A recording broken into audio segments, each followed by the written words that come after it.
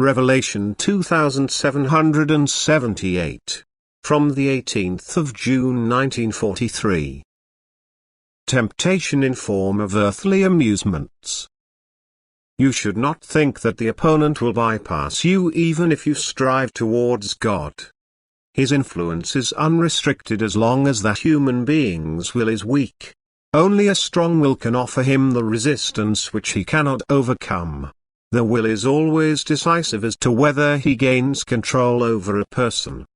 But if the will weakens, his influence becomes stronger again, and the temptations approach a person in the most varied of ways.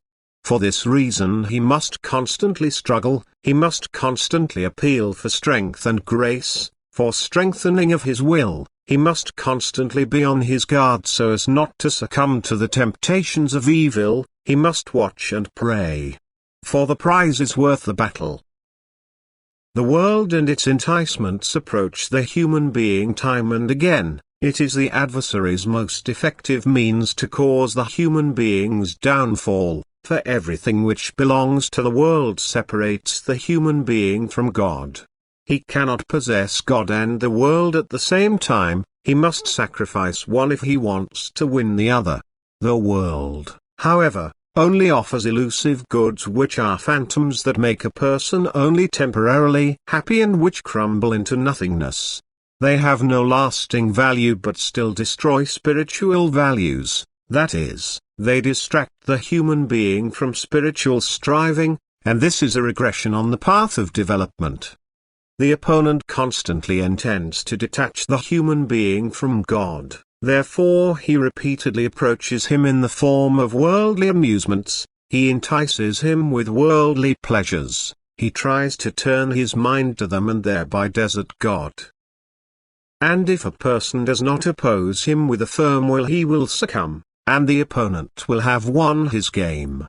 The human being's body enjoys the experiences but the soul gets into difficulties. For to the same extent as the person enjoys earthly pleasures, the soul has to go short. If the soul can become stronger than the body, then it will succeed in making the person feel discontented. These are the inner admonitions and warnings which are imparted to the person through the inner voice, if only he pays attention to them. Then he will make every effort to overcome his inclination for the world and with increased determination strive spiritually again. And this determination will also give him the strength and the grace of being able to achieve it. But the voice of the world is frequently stronger than the inner voice. In that case the latter will fade away unheard, he will throw himself increasingly deeper into the whirlpool of worldly pleasures, he wants to enjoy himself and gets caught in the opponent's nets of lies, who will tie the human to himself ever more firmly by offering him the pleasures of the world and making him totally unreceptive to spiritual possessions. He has bound his will and the person will find it very difficult to release himself from him, for the human must turn away from him of his own accord and desire God before the strength and grace can take effect in him. And therefore beware of the temptations by the world. Consider that God's adversary will approach you time and again and that only your will is able to banish him. And in order for this will to become strong enough, you must watch and pray.